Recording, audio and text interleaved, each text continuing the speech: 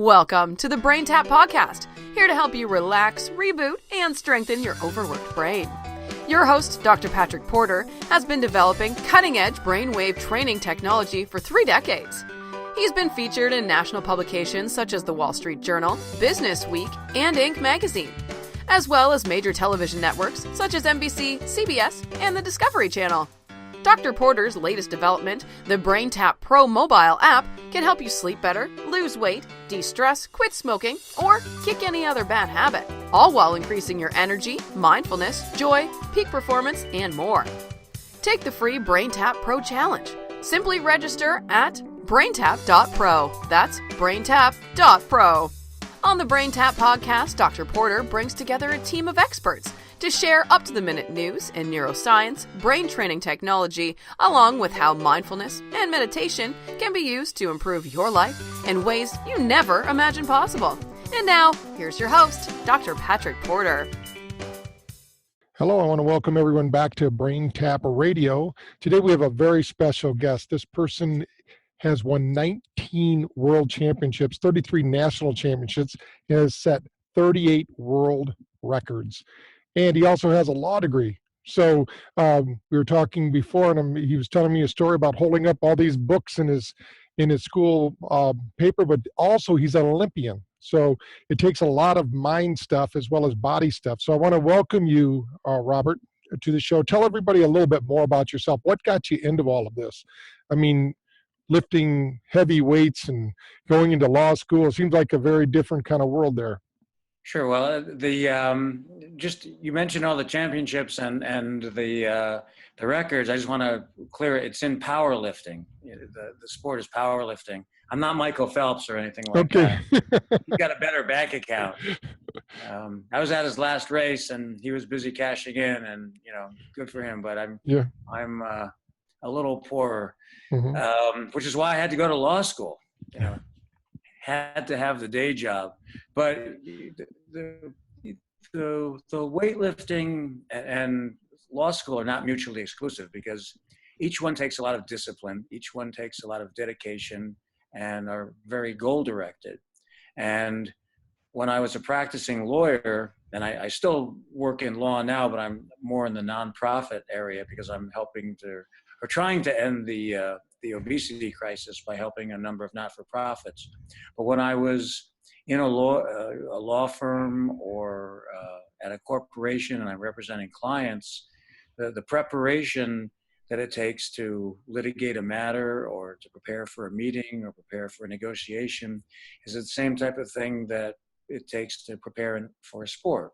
You train and train and train, and you foresee or try to foresee potential obstacles and problems and how to counter them. And it's almost seamless to go from one to the other. You go from training for the law to training for a competition, and back. They both require drive and a need for excellence.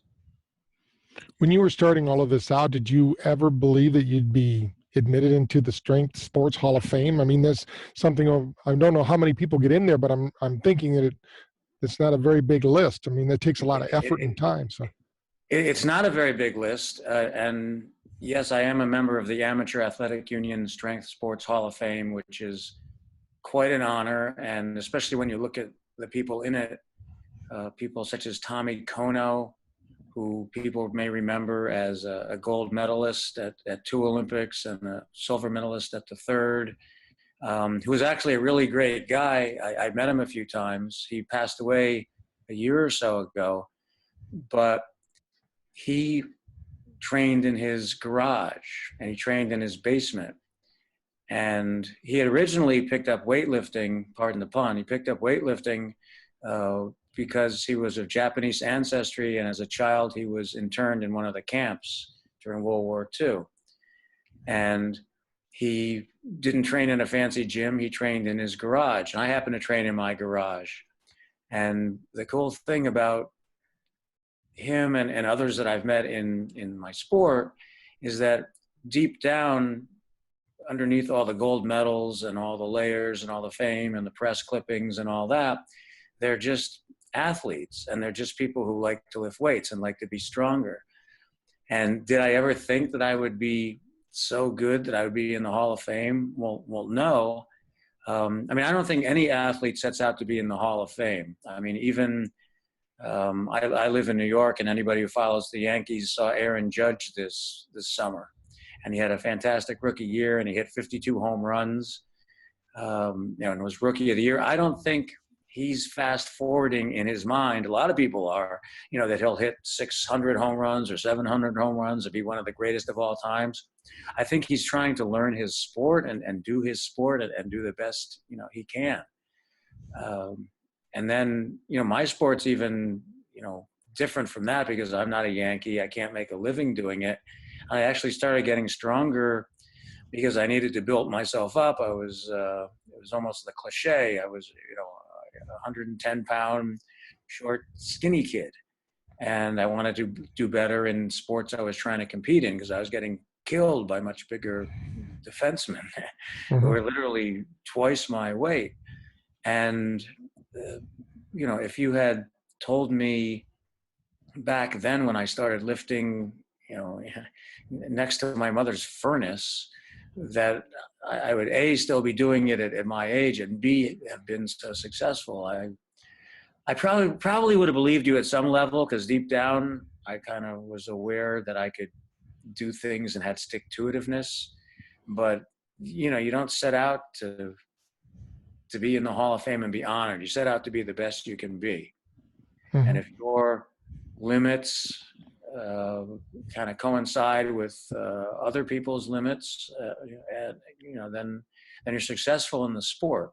But the great thing about weightlifting, and what I tell people and people I work with and I encourage, is it doesn't matter if you're the strongest person in the world. What matters is that you're better than you were last week or the last workout. You can always get, 1 rep stronger or add 5 pounds. And that's the thing. Like in any sport, some people are more genetically gifted. They have better leverages. I mean, I'm never going to be in the NBA, for example.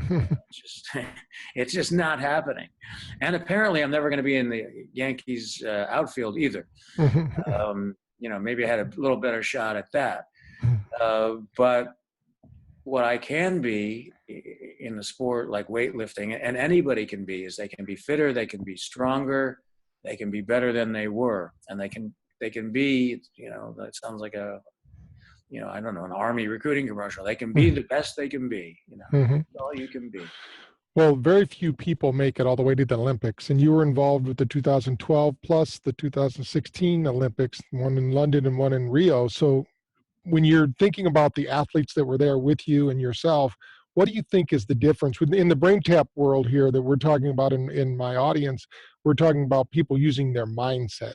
So what do you think in the Olympics, what separates the person that might perform well in practice and then they get into the big game or the big race and they choke, or the ones that exceed that don't even perform well in practice, but you put them in a pressure cooker and they perform, or the guy that doesn't lift even close to what they max out in a tournament because they're on the stage? What's the big difference, you think?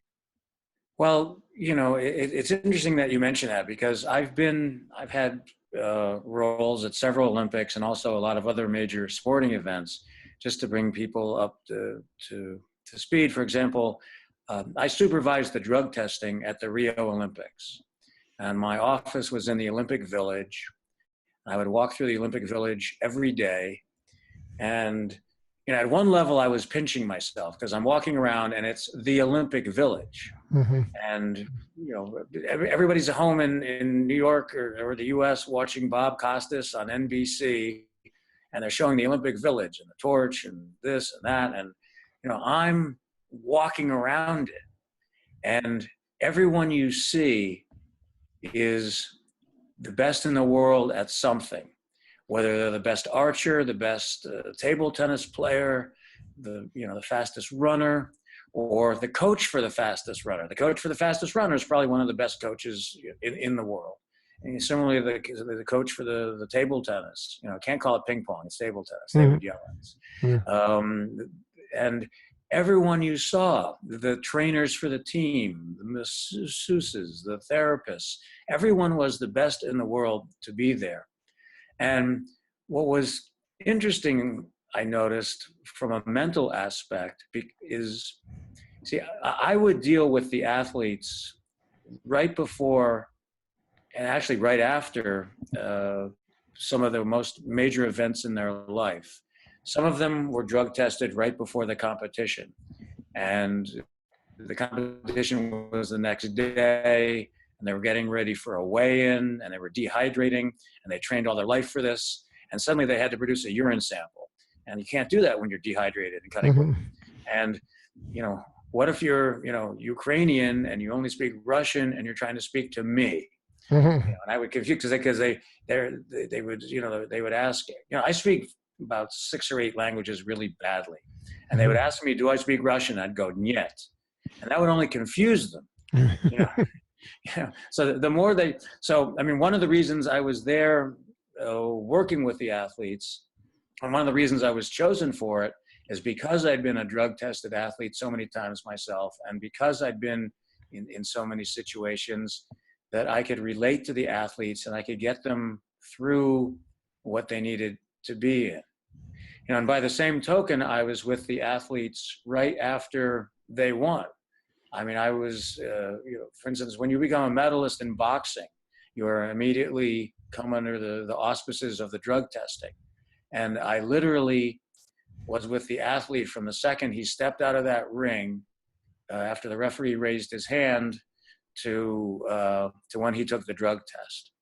And I mean, it got, amazingly crazy, some of these, because I remember one athlete, he'll remain nameless because I don't kiss and tell, as it were, but he was from an Eastern European country. He'd been the first gold medalist since 1996. He comes off the ring, and he's immediately mobbed by fans, his trainers, people are picking him up and down, kissing him. We walk to the, kissing in the Eastern European sense. Everybody kisses, the men on the cheeks and the lips, as a gesture. And, we walked through the first media cordon, and it was literally, 4 a.m. in wherever Stan, where he was from. And the whole country had been up, listening to the radio broadcast, and they all wanted to know his first thoughts. And then we take him back, and he had about a 5-minute turnaround before the production guys wanted him out for the medal ceremony. Because everybody in the Olympics has its own agenda. There's the production guys, that's walking around, and they're all nervous, and but I own the guy, and people are coming out of the from the stands, and people are shaking his hand and kissing him and hugging him, and he's with the team trainer doctor, and I kind of make a scissors motion, with my hand to, with my fingers to his wrist, and they go, oh, and they start cutting off his wrist, his hand wraps, and he's got a big mouse under his eye. So I point to the mouse, and someone puts an ice cube on his eye, and then we point to, the tracksuit, which is what they call the warm-ups. And they have to, get onto the, he's got to get changed right away, and he's got turned around. And, then we go out to the medal ceremony. We line up, there's the pretty girls. And by the way, I'm going to get to the answer to your question. But I thought maybe the people would want the background and the color of this. We start lining up behind stage, and there's the pretty girls holding the medals, and then there's the soldiers with the flags, and then there's the athletes, and then there's me and my colleague who's watching the silver medalist.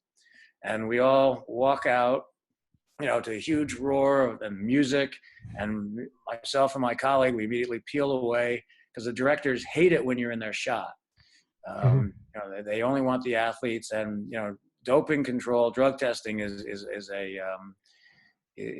still something you really don't want to talk about. I mean, it's necessary, and it's in all the headlines, especially before this past Olympics. If you remember, they were concerned, and they banned several Russian teams. But I always tell the producers who are nervous, I said, I'm going to stand behind you. If you're not on TV, I'm not on TV. And they're happy with that, because I say, you don't want to be on TV, do you? And they go, no. And I say, so I'll be right behind you. So then he has the medal ceremony. And then we go back to the press area, and he's being interviewed by the world media. There's a media conference. And then we finally start to head for the drug testing. And then we're told the prime minister of his country is there and wants to meet him. And so we detour because this kid's 20 years old. He's trained his entire life for this. And but I say, we're not leaving the Olympic Village. We're not leaving the venue because, there's security reasons and barbed wire and guards. And so the prime minister comes in to meet us, and he meets the prime minister. And then we start walking back, and then all the Brazilian paratroopers who are there, the security guys, all want to meet him. And they're posing next to him. And, he was a very lightweight class. So he's a little guy, and he's standing next to these giant Brazilian paratroopers who are armed to the teeth. They got more stuff hanging off them than you'd believe. And they're all, it's natural selection. You become the special Brazilian paratroopers and the security guys because you can meet an emergency if you had to. So these guys are all huge with all these weapons, and they're standing next to this little guy in the warm-up suit with the medal around his neck, and everybody's posing for pictures, and it's hilarious and euphoric. So I saw the athletes, and I'm getting to the brain part now.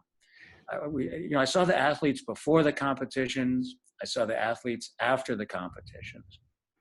And the thing that separated all of them from the average person, and the average person I see in the gym, is their incredible ability to focus and be in the moment. They knew what they had to do. They knew what they had to do to get ready for the competition. And I can empathize with it because, as you mentioned, I've won a lot of championships. So I've been in a lot of competitions. I've made a lot of weight cuts to weigh in. I've been drug tested, and then, I've put up with the stress of competition. And then immediately after the stress of the competition, you then become someone completely different. You're suddenly a public figure, and you're on media, and you're being recognized, and the prime minister of your country wants to meet you. And soldiers want to pose with you, and you're suddenly a great hero. And the ability to shift gears, to be in the moment, to focus, because other people are losing it around them. Especially, for instance, in the victory, when I'm telling the doctor to put ice on the guy's eye, when I'm, telling them, the production guys want him ready for the medal ceremony, but it doesn't happen by accident. He actually has to change clothing. He actually has to have his wrist wraps cut off, his hand wraps cut off. Someone's got to think of all this. I'm busy thinking of that. So, that's my thing, and supposedly a pressure situation, because what if you don't produce the athlete for the ceremony? What if you don't produce the athlete for the drug test? What if you don't produce the athlete for the prime minister? And then take one more step back in the Olympics. If I don't do my job and get the athlete to the medal ceremony, then the medal ceremony people are upset, and then the NBC people are upset. But everybody is so professional, and everybody's at the highest stakes, and they're all doing the right thing at the right time. I don't know how you get to be the production guy for NBC, but I presume you start in, maybe podunk or doing high school football games and work your way up, and you become among the best of the best. Just like those paratroopers were the best of the best, and everybody at the Olympics is the best of the best, but I didn't see any panic. Maybe in the production guys, but I guess TV guys panic all the time. It's part of the artistic temperament. But I never saw athletes panic. I never saw coaches panic. Certainly my people didn't, and I don't, because we're used to it. In fact, people have asked me, you're in all these championships. How do you deal with the pressure? And what I've told them is I've done it so many times that the pressure becomes my baseline. The pressure becomes, or the pressurized situation becomes where you are and what you excel in.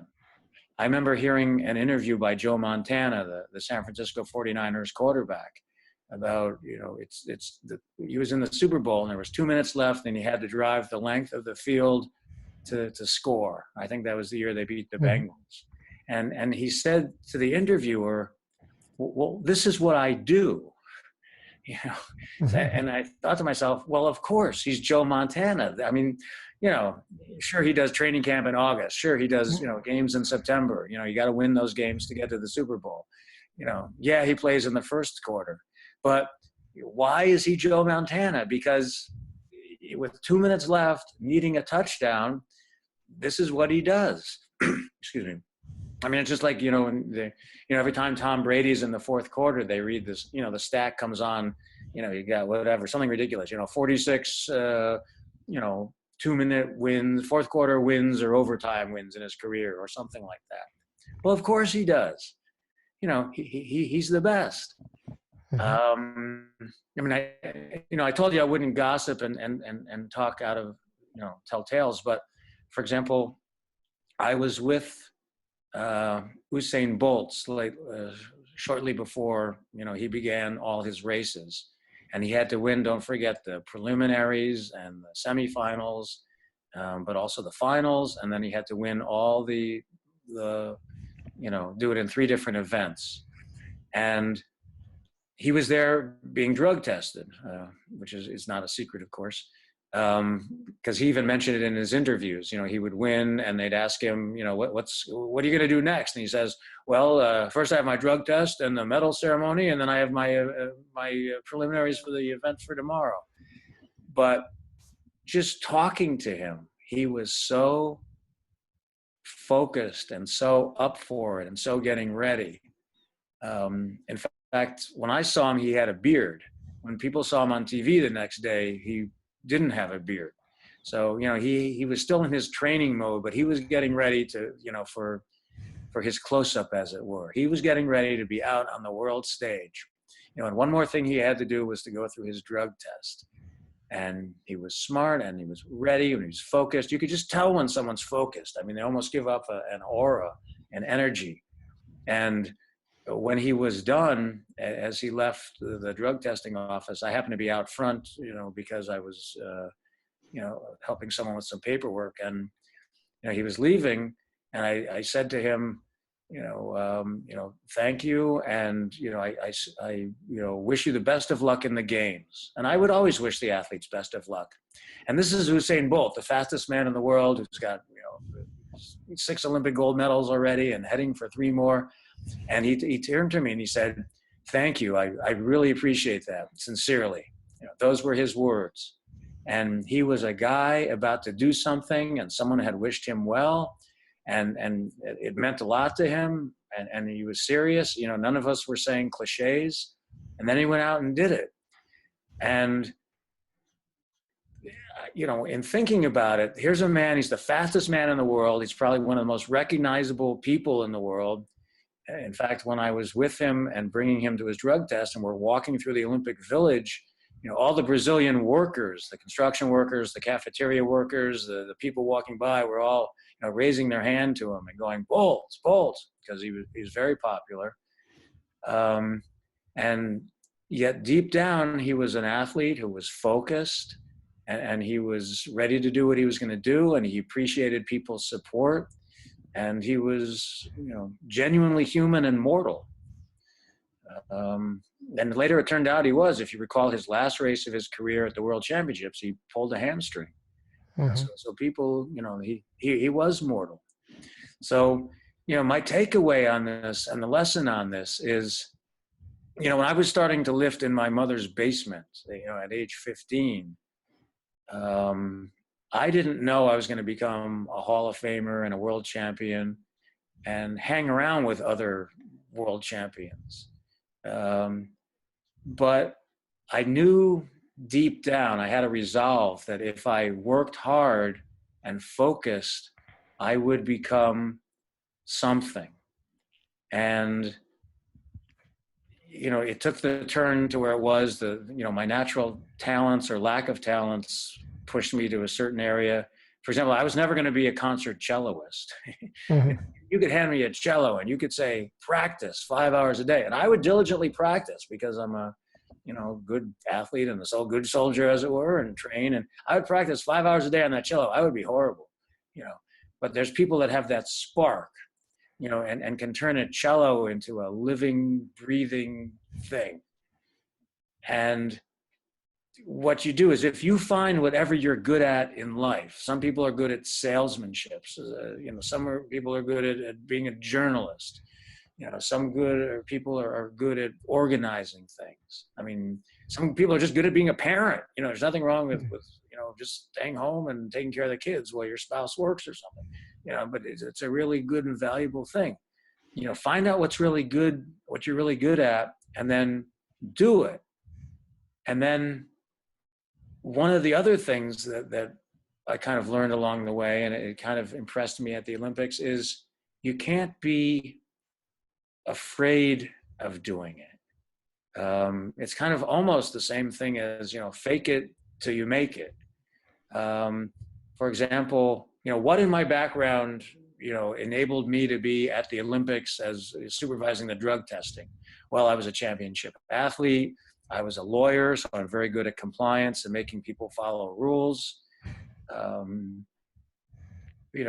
What made me good enough to hang around with the U.S. gold medal basketball team, or be with the U.S. women's gymnast? By the way, if you like sports, I had the greatest job in the world. I was at the U.S., like I said, I was at Michael Phelps's last race. I was at the gold medal basketball games. I was, with the U.S. women's gymnast. I was with Usain Bolt.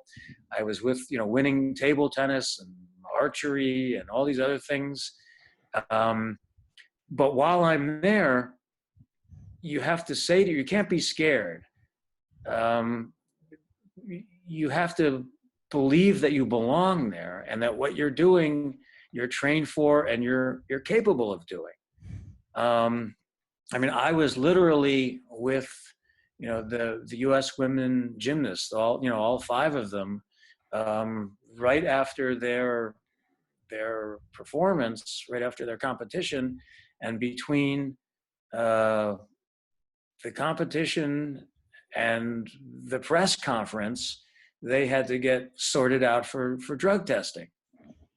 And the rest of the world is waiting for, Bob Costas or whomever to interview Aly Raisman and Gabby Douglas, or Simone Biles. And I was with them, little me, a dumb kid from, Larchmont, New York. Why am I with these people? But I acted like I could be there.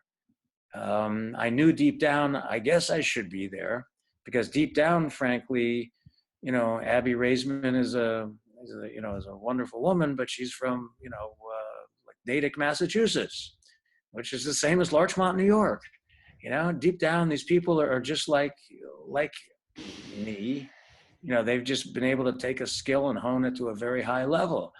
And that's what you have to do at any level in life. Or anything you do in life. That's, the takeaway to your viewers is, if not you, who else? Whatever task you're going to do, you're going to close the deal for your company, or you're going to develop the code for your company, or you're going to do, whatever it is that you do. Well, if not you, who else? You wouldn't be in that position if somebody didn't think you belonged in that position. So don't think you can't do it. Just, okay, they made a lot of money for Nike, but just do it. Mm-hmm. That's the slogan. If not you, who? Well, what about, you said something in passing when we first got on the air here about you've now working with nonprofits and trying to put an end to the weight loss problem, or the weight gain problem, I guess, that we have here it's happening all over the world. Just follow the fast food places. And so tell us a little bit about that, and how you're taking all your knowledge. In what you're doing, how are you assisting these people in changing their mindset or changing their lifestyle so that they can get back to a healthy lifestyle? Well, as you know, obesity is one of the major causes of disease and early mortality to people, and it's spreading at a huge rate among the world. Uh, the statistics are overwhelming that, as much as, 40+% of the US adult population is overweight or obese. 30+% of children, are overweight or obese. In minority populations, Blacks and Hispanics, the statistics are even higher. And it's, it's a daunting prospect because obesity can lead to so many things that have both a societal cost and an individual cost. At a societal level, the cost of hospitalization and diabetes and heart disease and the lost work time and productivity are literally in the billions of dollars and heading more into the future. And then there's the quality of life. Someone who's obese is going to have medical problems, be it even arthritis, because they're so heavy their joints can't take it, and being out of breath or having diabetes, having heart disease. It's just horrible. And kids are obese at age 3 or 4, and they're basically on a path for a miserable life. And there's ways to prevent this because we weren't always an obese nation, and certainly, a lot of the developing countries, the people weren't obese. It was the opposite. And you mentioned, for instance, fast food, the prevalence of that, and sure, McDonald's or whatever are coming out with more salads now, things like that. But the bottom line is, so many people, either because it's easy or because it's cheap, are exposed to just, not good food. And then the inner cities, they speak of food deserts, where there's food, but it's not good food. It's not fresh. It's not low calorie. It's not nutritious. And, there's no supermarkets around. So in looking at this whole situation, I'm thinking to myself, first of all, to take a step back, I've always been one who helps with causes. Maybe it's something I learned in the Boy Scouts. I don't know, but when there was a hurricane and the local food pantry in our town was wiped out, I helped to organize a canned food drive. When there was the tsunami in South Asia in 2005, I actually organized a relief effort to raise money and go to Sri Lanka, which I did, and went to the refugee camps and helped people there, because there was a vacuum for Sri Lanka. The major countries such as Indonesia was being helped because it was strategically important. Thailand was being helped because it had tourist resorts, so there was a lot of money involved. But Sri Lanka was an orphan, and I actually happened to know some powerlifters from Sri Lanka. And after the tsunami, I got in touch with them to see if they were all right. And I learned that they were okay, but houses had been destroyed. And it kind of just snowballed into, my taking the responsibility to try to raise some money and help the Sri Lankans. But so I'm looking at obesity, and I have the cure. And people know I have the cure because I've talked to researchers and I've talked to physicians, and it's been proven time and again that if you do the proper type of exercise, such as weight training, and weight training where you use the major muscle groups in what they call complex multi-joint movements, which is a long way of saying using the major muscle groups to use your limbs, such as doing a squat or a deadlift where you're using your legs and your back and your arms, or doing a bench press. That type of exercise raises your metabolism, because when you do it, your muscles actually incur little micro tears. So when your body repairs those, the metabolism is elevated. And also your body builds more muscle and additional muscle to anticipate the next workout. And the more muscle you have, the more calories you burn. I mean, just like, for instance, if you have a 6-cylinder car, it's going to burn more gas when you're stopped at a red light than a 4-cylinder car. And so if you have, 5 pounds of muscle, you're going to burn more calories just at rest than you have if you have 3 pounds of muscle. And weight training is the best way they've found to keep your metabolism up, to keep your calories burning. And it's better than cardio because, and people, do these endless, you see them at the gym and they're on the treadmill for an hour. But, cardio doesn't do that. And the reason is because we're still designed to be hunter-gatherers. We're designed to, trot or walk, 5-10 miles a day to find food. And the body becomes very efficient at doing that and actually slows the metabolism, slows the calorie burn to save energy, because it's not sure that when it gets to the 5 miles, there's going to be any food there. So the people who are on the treadmill only at the gym, their bodies are actually slowing their metabolism and burning less calories. And if you want proof of this, go to the nearest gym and you'll see the people on the treadmills, and then go look at the people at the weightlifting side of the gym. And the people at the weightlifting side of the gym are gonna, they're gonna have muscles and they're gonna have veins sticking out. And, not just the bodybuilders, but, the people, the women who are doing it, and the normal people, or the guys training for high school football or because they want to be in better shape. And then you look at the people on the treadmill, all the people on the treadmill are fat. Unless there's some of the weightlifters who are trying to do a little cardio just to kind of, loosen up and whatever. So the thing is, I have the knowledge, I have the key, and I'm not unique in this because people have been doing weight training like that since, the 1940s, and Muscle Beach and Charles Atlas and all that stuff. So, we have to get the message out there. And as part of that, I'm working with a lot of not-for-profits. For example, I'll plug one. It's called Fit Cares, PHYT Cares. And listeners can learn more about that. I guess they just, Google it. And in fact, we just had a benefit because Fit Cares has a chapter in Puerto Rico. And as you know, there was, several hurricanes hit Puerto Rico and there's a lot of damage down there. But what Fit Cares does is it develops programs for inner city youth who, as I mentioned before, have a huge rate of obesity or being overweight and a lack of opportunities. And it teaches them responsibility and education by exposing them to fitness programs.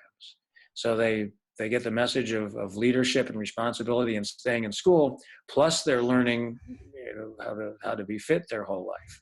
And as a result, they get in better shape, and they're not as obese and they're not as overweight, and they take that lesson home to their parents, and hopefully we can turn the parents around.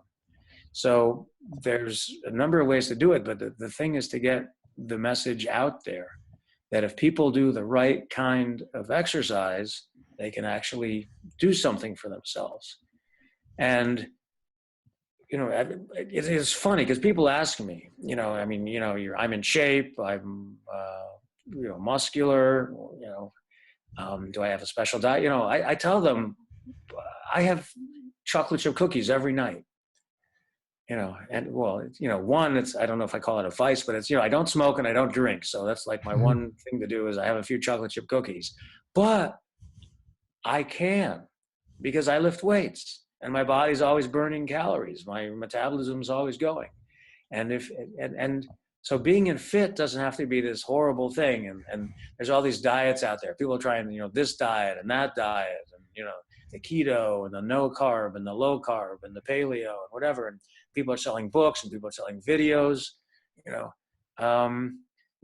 don't have to live like that. If you do the right kind of exercise, you can be a normal person. On Super Bowl Sunday, I eat pizza. We just had Thanksgiving. I ate cake, I ate apple pie, I had stuffing, the holidays are coming, I love gingerbread, and I don't have a problem with that because, I just walk right through it. I don't have to worry. People get all paranoid. Oh, I'm going to gain 3 pounds. Oh, I'm going to gain 5 pounds. No, you're not. Not if you do the right thing. I mean, I weigh exactly the same today that I did last year and 5 years ago and 10 years ago. And everybody else in my age, and I'll tell you my age, it's a matter of public record. I'm 59. My peer group, people are getting guts. People are getting fat.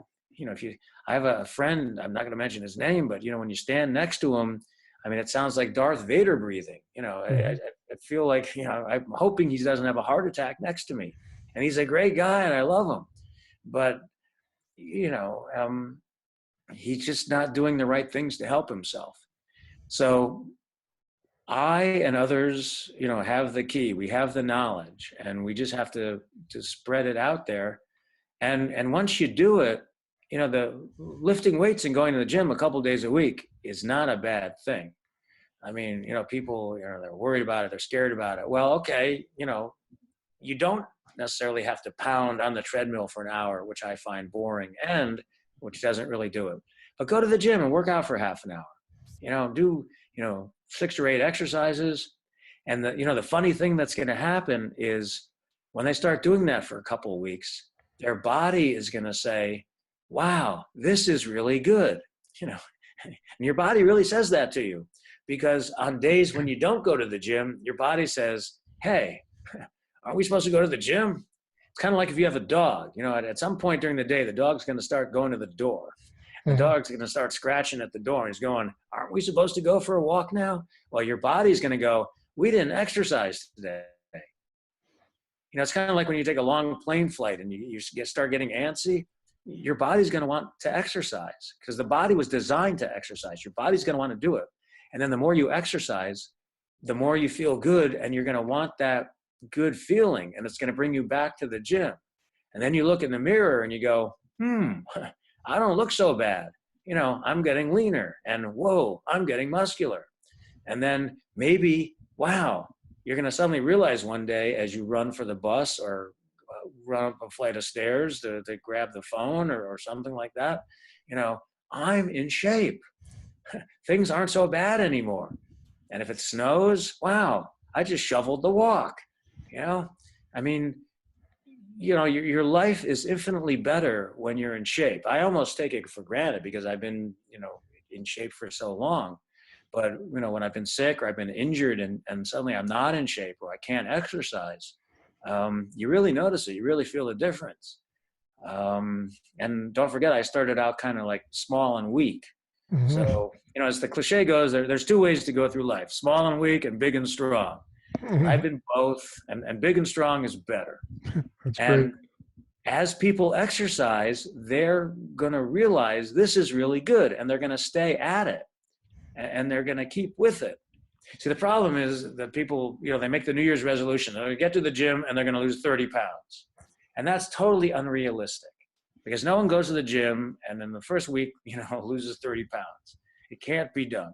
And they usually also start doing the exact wrong thing. They're going to get on the treadmill and they're going to be pounding away on the treadmill and they're going to be miserable and they're going to be unhappy and they're going to be bored. And plus their body's going to be going, oh, we're on the treadmill. Let's save energy. Let's not burn calories. But instead, if they got to the gym and they met someone there, or there's resources online, or, I've got some resources, or I can direct them, we can talk about that later, or they met a trainer there and they started doing the right kind of exercise. And they just went like 2 days the first week. Now, that should just be the goal. Forget weight loss. Just show up 2 days that week or 3 days that week. Show up Monday, Wednesday, Friday. If it's Wednesday, just show up Friday. And then you get to Friday and you say the next goal, forget weight loss, forget any of that stuff, show up the next week. Well, I got a big meeting Wednesday. All right, well, go after the meeting. Well, go before the meeting. We'll have to prepare for the meeting. All right, well, make sure you go there Thursday. Make it a commitment to yourself. Make it an irrevocable commitment to yourself. I mean, you do other things, you make sure you're home in time to watch, The Big Bang Theory.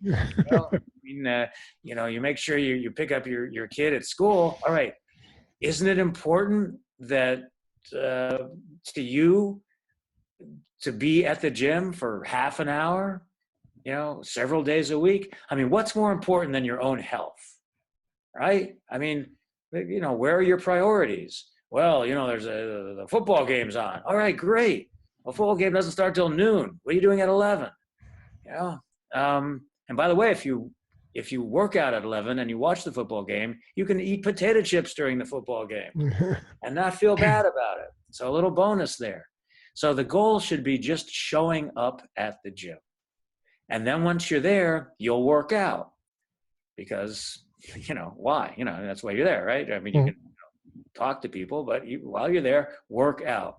And then all the other things I talked about will kick in. You'll start to feel good and you'll start to, increase. And like I said, add 5 pounds a day or add a rep a day, get back into it. And within a month, you'll be there and you'll start showing up and your priorities will be shifted and you'll go, someone will go, hey, what are you doing Wednesday? Well, I'll be at the gym, but I can meet you afterwards. And you kind of just shift your life a little. And then it's almost like magic because then you become fit and then you become an athlete. You may not be Usain Bolt, but you're going to be the best athlete you can be. You'll be the best 35-year-old or 45-year-old. And you're going to have more energy when you're chasing your kids or when they want to play catch in the backyard. Or if someone needs help volunteering at Little League, you can do it. I mean, I still coach Little League in the summers, even though my kids are of college age now and older. And, I still do it because, I've got the sport expertise and I like teaching and I like coaching. And I'm out there and it's Saturday morning at 9:00 and I'm leading them in calisthenics and push-ups and jumping jacks. And the parents are in the bleachers, and then a few of them come out, a few of them kind of help me with the kids and those guys are in shape. But, if anybody, all you got to do is get out of the bleachers, all you got to do is, again, the cliche, just do it. And it's almost like how I wound up at the Olympics. I just did one thing and it led to another and then another. And then people said, you'd be good at this. And I said, okay, how about the Olympics? And Rio said, sure. And before that, the London committee said, sure. Because, all you got to do is venture out, open the door, walk out of your house, and go someplace and do something. And, don't be afraid, don't be afraid of the consequences. In fact, the consequences of inaction are worse. The consequences of inaction are being fat, out of shape, with diabetes and a heart attack. Sounds attractive, doesn't it? The consequences of going to the gym are being in shape, being strong, being healthy, looking good, looking at other people in spandex who look good. I mean, these are all wonderful things. So, I say, just get out there and again, it's a great slogan, but just do it. Yeah. Well, Robert, it's been great. I think you've given some really great advice. We could have had a show just on what you're just talking about. But before we wrap up the show, how can people get a hold of you? And do you have a book or do you have anything, do you have any resources that our listeners can get to learn about this kind of lifting that will build their muscles? Actually, I have a book. It's about 99% complete. I'm just putting the finishing touches on it, and it's for fitness for men over 50. And it's not out yet, but I'll be sure when it is to let's have you on again because and tell you. Yeah. But I do have a website, and it's weightlifterusa.com, but it's spelled W, the letter W, and then the number 8, and then the letters LIFTER, weightlifterusa.com. or just Google my name, Robert Herbst, Herbst, and Robert Herbst and powerlifting, or Robert Herbst and personal trainer, or something like that, because I've been quoted in a lot of articles as a trainer and giving advice and things like that. Well, I'd love to have you back on once that book's out. Most of our doctors that we work with, we have about 1,600 clinics out there, and their main goal is to get people healthy. And I don't think a lot of people realize, I was a strength coach at my school I went back to coach at. And so I know back then we had to bring in weights. This was in the late 70s, and nobody was lifting weights. You had to be like, they thought you were a musclehead or something. But nowadays, right. Nobody lifted in the 70s. The people thought it would be bad for you. Coaches thought you'd be, quote, muscle bound. Yeah. It's so yeah. I mean, the development from the 70s onward. But I've been in touch. For instance, I went to Columbia Law School, and I've been in touch with doctors, from Columbia, who are doing research in obesity and in weight loss, and they're trying, one thing. Well, they're trying several avenues. And one is, everybody wants the magic bullet. Everyone wants a pill, or to suppress a hormone, or to build up a hormone that'll make you lose it. And then they complain about, the discipline needed, and the diet, and the lifestyle choices. And they realize and they recognize what myself and other weightlifters say, that it doesn't have to be that severe. Again, you can live a life of moderation if you do exercise in moderation. You don't have to be the strongest man in the world. You don't have to be in the Olympics. But if you go to the gym a few days a week and work out for half an hour or 45 minutes, you can be in shape, and you can eat chocolate chip cookies. And then you don't have to mess around with your hormones. In fact, a lot of people who have started lifting weights and lost weight have gotten off their high blood pressure medication. They've stopped taking their insulin, because their diabetes has decreased. And you can get your body right back, even and well. I couldn't have said it better. Well, I appreciate you being on the show, and as I said, we're going to put your link on the radio podcast, get it out to our people. We'll let you know when it's out there, and I'd love to have you on as a guest again once that book is out, or even if you have something that we can share with the listener, because that's a big problem, and I think you do have a really good solution. I'd like to be part of the team that helps you get that out to the world. So let me know. Well, thank you. I really appreciate that. I'd love to be on again. I'd love to talk about ways that people can help themselves, because again, I'm not unique. I'm not, Aaron Judge. I wasn't born, 6'7" and going to be the, rookie of the year hitting home runs. I was just an average person who got on the right path and lifted weights, and I became fit, and I've helped a lot of people along the way, and I want to help more people along the way, because anyone can do it. All right. Appreciate you. You might wind up in the Olympics. You never know. There you go. Somebody out there listening might be inspired. So again, thanks a lot for being on the show. I look forward to helping you promote it, and let's stay in touch so we can help get this country back fit again. Okay. No, thank you. I would love to come back, and I'd love nothing more than to help make America fit again. Okay. Thank you. Thank you. This show has been produced by Market Domination, LLC.